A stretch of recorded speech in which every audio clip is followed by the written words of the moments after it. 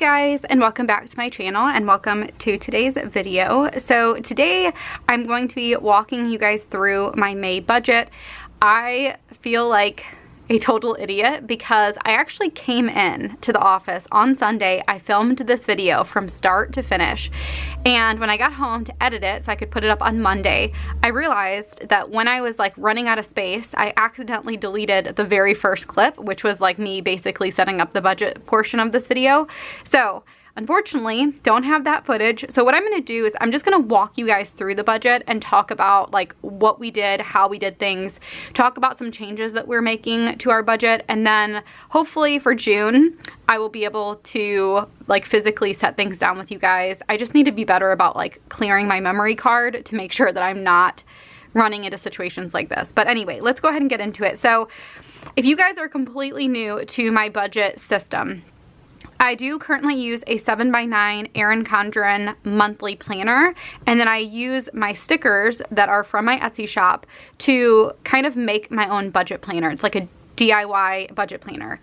In 2024, I'm going to be using my own budget planner. It's called the Humble Beginnings Budget Planner, and it's for sale right now. So if you want to pick one up for 2024, go ahead and do that. They're still like kind of like a pre-order. We have not received them yet. We'll get them in June, but they will be shipping out like in order that the orders are placed. So if you place an order sooner rather than later, it'll go out before. But anyway, that is a little bit about what I'm using.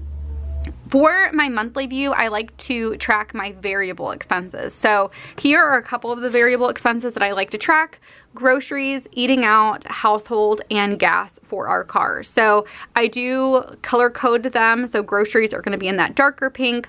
The lighter peach color is going to be eating out. Household is in mint, and then gas is going to be in yellow.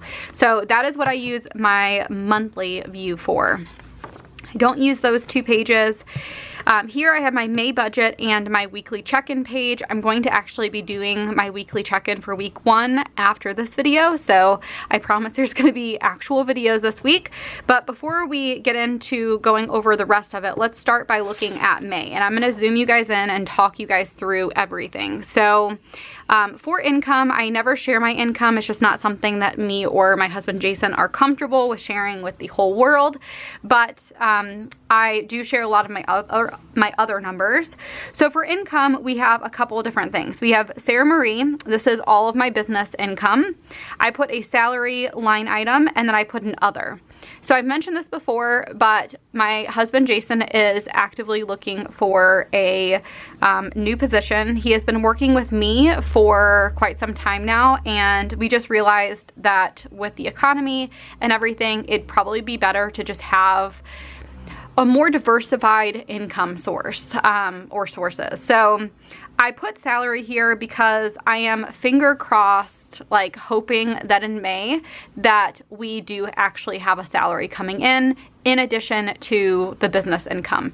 But things are kind of up in the air. The job market is hard. I feel like whenever I'm on TikTok or like any other social media outlets, I see a lot about layoffs and things like that, and so it is a very real thing. And I can tell you that Jason has applied to a ton of jobs and honestly hasn't heard back from much. So there's a couple things like on the back burner that I'm hoping will work out, but regardless, that is a little bit about that. And then I put an other just because if we ever have any like random refunds or things like that, I want to have a place to put those.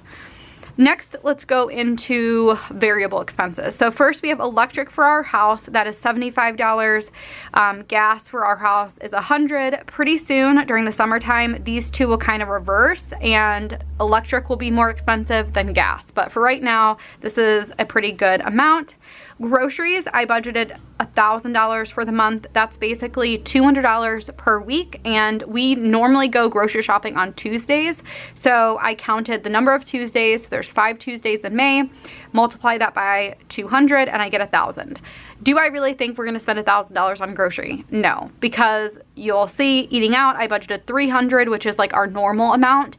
My sister's coming to visit, and whenever my sister's in town, because of my nephew's food allergies, we do have to go to like specific restaurants, unless like my sister is cooking meals for everybody every single day that we're hanging out. It's the easiest option. So between these two, I think we'll have a pretty nice balance left over, but just to be a little conservative when it comes to expenses, I just wanted to like bump those up. Household, I budgeted $150. This month, I think we do need to purchase some household related items. I know that toilet paper is getting kind of low. We also need to get like rubber bands for the girls' hair. I need like Swiffer wet floor mop things. We use that quite a bit in our house just because like getting a mop out every single time that the girls make a mess by like the dining room area, I honestly would be doing it multiple times per day. So the Swiffer wet wipe things work really nice. Gas for our cars, we budgeted $200, cash dividers $280, and actually cash dividers, we're right now just using our credit cards. We're not physically taking cash out.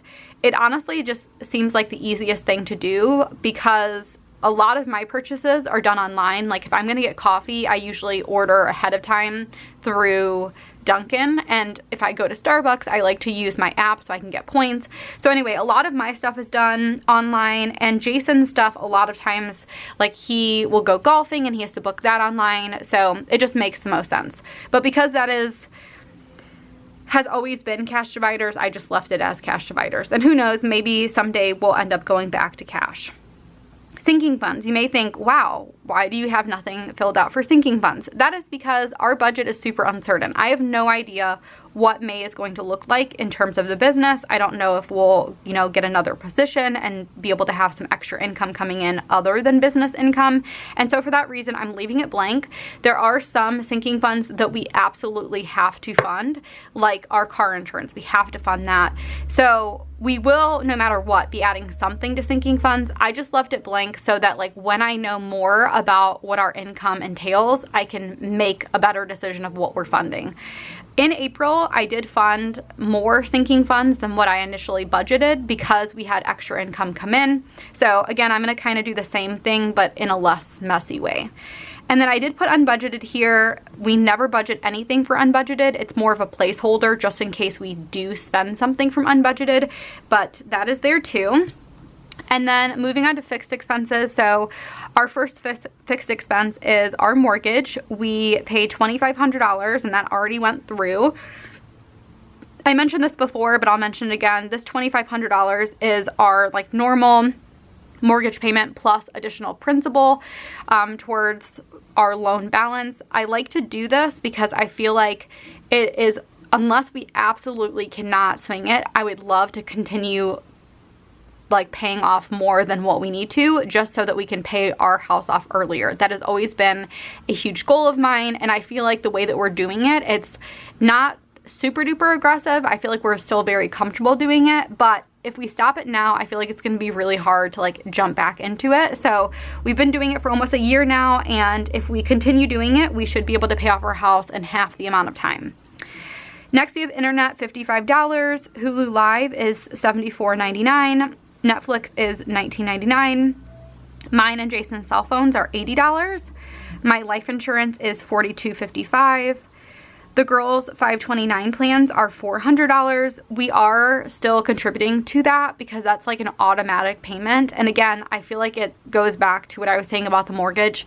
There are certain things that I want to continue doing, and I'm okay with cutting back in other areas just because I feel like it's really hard to get back into it. If you say like, oh, I'll fund retirement or I'll fund the like college savings for my kids later on, I feel like later on never comes. So I just want to keep doing that. And again, hopefully this time is very temporary. I'm hoping that very soon we have another income source coming in. Next is my ortho. We are, I think, 2 payments away from being completely done with my orthodontist stuff. So that's $195. Our Ring doorbell is $399. Mila's preschool is $1,234.05. And this is one thing that if there is another position that happens in May, we may need to change Mimi to going to school 5 days a week instead of 3. So this may change a little bit. Mila Swim is $115, and this is also another temporary expense. In the summertime, we're going to take her out of swim lessons. We'll be at the pool quite a bit, so I don't want to, you know, have her going to swim lessons indoors when we can just swim outside. My laser is $312.70, and then Macy's summer camp is $193. So those are all of our variable expenses, and again, I don't really have any totals or anything figured out just yet because it's a little bit up in the air right now until we figure out what's happening with jobs. So that is my May budget. Now we can take a look at our sinking funds. I've already had one transaction, but I'll go through what our beginning balances are. Like I said, I'm not adding anything just yet, but I did add more money to our sinking funds in April, so I figured I'd just really quickly go over the balances. So activities, this really relates to the kids' activities, so cheerleading, gymnastics, taekwondo, those types of things. We added $100, so now our beginning balance is $100. Beauty, I have $81.48. This is just for like face wash, foundation, like little things that I use. I don't use much, to be honest with you. I feel like I'm a pretty low maintenance person, but the stuff that I do purchase, I have to replenish, obviously. Car insurance is $597.87. That is for our 2 cars and Jason's motorcycle. Car maintenance, we have $34.11. Car tags, we have $40.60. Christmas and gifts, we have a current balance of $529.97. This is for pretty much every holiday and every birthday party type of thing. Recently, Macy has been invited to a lot of birthday parties, and that's been awesome, but obviously you buy gifts, and so this is a fund that I feel like is pretty important for us to continue to fund. Clothes, Jason has $50. The girls have $82.52. I have $254.71. I honestly haven't bought clothes in a while, and I'm hoping eventually I get to go and do like a little bit of shopping because I'll need some stuff for the summer. Costco, this is for our Costco membership, so we have $15 in there. Diapers, we have $41.84. Entertainment and vacation, we have $323.60.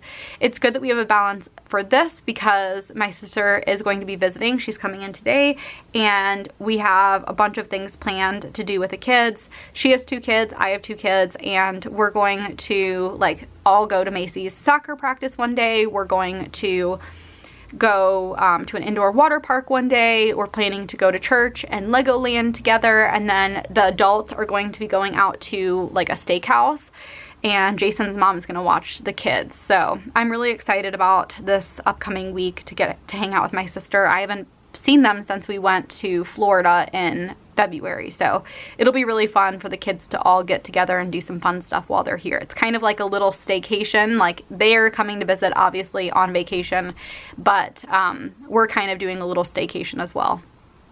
Family pictures, we have $279.91. This is not only for like our annual pictures that we take, it also is for like yearbook and like class pictures, school pictures, that type of stuff.